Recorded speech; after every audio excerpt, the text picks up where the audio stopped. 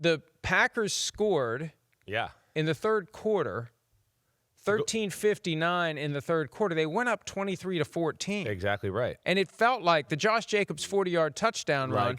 It felt like night-night. Agreed. And from that point forward, they were outscored 20-3 by the Denver Broncos. Yeah. So let's unpack. To me, this is the most important part of the game. I'm glad you went here because yes, we had that early phase of the game where it felt like Green Bay is been the better team. 2 field goals instead of touchdowns. 2 field goals touchdowns. Exactly right. And then all of a sudden, Denver puts a drive together and okay, we're in a game here.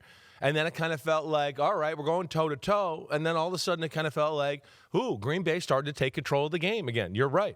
I mean, they got a field goal before the half. They did that, and then they came out. You said it right, third quarter. And, I mean, it was boom, boom, boom. Josh Jacobs touchdown down the field, and you go, whoa, they're up by 9. Then they make the stop on defense. They make the stop. And then this is, to me, where we can talk about Green Bay a little bit. It's 23-14. And they make the stop, and they got all the momentum. And listen, there's a part of me that this is where I love Green Bay, okay? I do love them, but they're at their own 19-yard line, and they do have a tendency for me to be too aggressive at times. So there they are up by 9, and the first play is let's go deep to Christian Watson. There it is. Right? And there it is. And, again, I like the aggressiveness and all of that, but yet you kind of were starting to pound them and beat them up a little bit. And Patrick Surtain makes a defensive player type of the year interception. I mean, incredible. Against the one of the best deep threats in football, and Christian Watson runs with them, makes a play on the ball. And as you know, and anybody watching the game, that to me was the moment where momentum went back to Denver's side there. They capitalized. They go down the field and score a touchdown. And it kind of felt like they controlled the game from that point on and never looked back. And it was pretty incredible and a big-time play by their best player on the defensive side of the ball. Yeah, they had a 7-play, 71-yard drive and made it 23-21. Right. Took the lead after that. Green Bay kept it close at 27-26. That was in the fourth quarter. And then the Broncos scored the final touchdown, 7.5 left, 34-26. No scoring. Isn't that weird to have 60 total points, no scoring in the final 7.5 minutes of the game? The air came out of the balloon for the Packers in the third quarter when they lost Micah Parsons. And this was one of those where, and this was one of the things that I was chasing to try to get an idea of what had happened beyond what it looked like. And when you watch enough sports, especially football, you know when it looks like somebody tore an ACL. Definitely. Non-contact, the way he pulled up, the way he grabbed the knee, it's just unfortunate. And we've seen these non-contact ACL injuries happen. I think back to, and we didn't see this, it happened at practice when Deshaun Watson tore his in the 2017 season. He was having that phenomenal rookie year. He told us at the Super Bowl that year that it happened the prior Sunday, he believed, against the Seahawks. He took a big hit, and it just goes the rest of the way. And I think you've heard this before. We've talked about this before. A certain number of ACLs are already partially torn. Guys just don't know about it until they go the rest of the way. And it's that one last step that pops it, and that's what happened to Micah Parsons yesterday. And done for the year.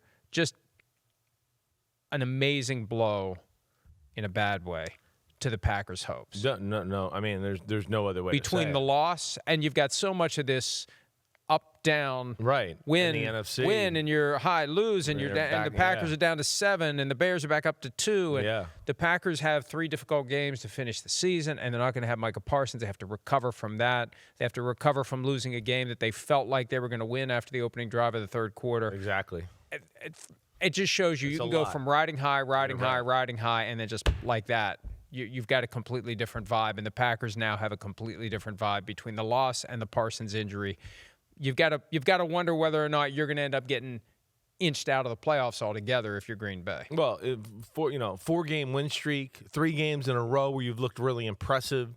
Right, I think that's what you look at with Green Bay and go, wow, they came in here flying high, and it looked like they were starting to round into being, like we said, a Super Bowl contender, one of the best teams in the NFL.